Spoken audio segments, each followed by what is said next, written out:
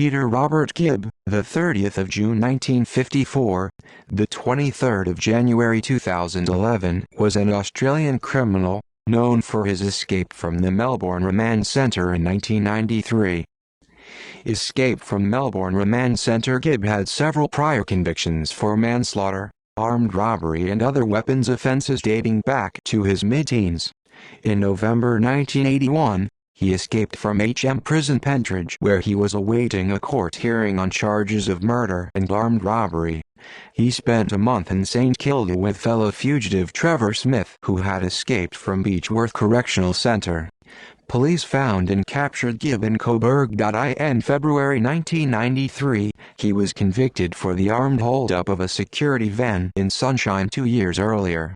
Prior to his conviction, Gibb was held in the Melbourne Remand Centre, where he met prison officer Heather Parker. Parker's marriage to a fellow prison officer was ending, and she began a relationship with Gibb. In May 1992, the two of them were seen entering a broom cupboard, and Parker's colleagues demanded she be transferred, first to Pentridge and then the secure wing of St Vincent's Hospital. On the 7th of March 1993, Gibb and a fellow prisoner, Archie Butterley, executed a meticulously planned escape with Parker's assistance.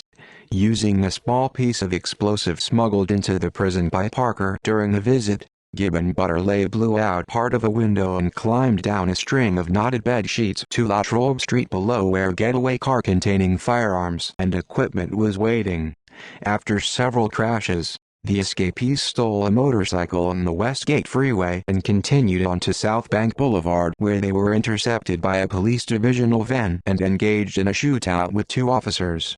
Gibb's arm was broken in the engagement, and one of the police officers was shot twice, then had his revolver and police van stolen by Gibb and Butterley. Shortly after the shootout, Gibb and Butterley were seen climbing into a Suzuki Vitara, which a police check revealed was registered to Parker, although police believed that she may have been a hostage.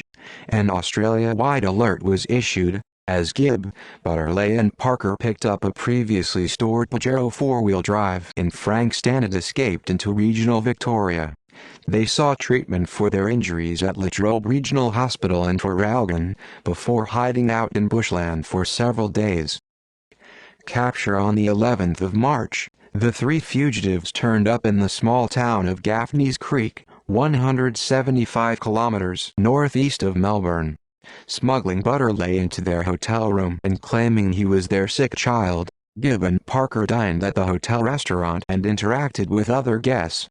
They departed the next day. However, a fire broke out in the room they had stayed in, burning the hotel to the ground.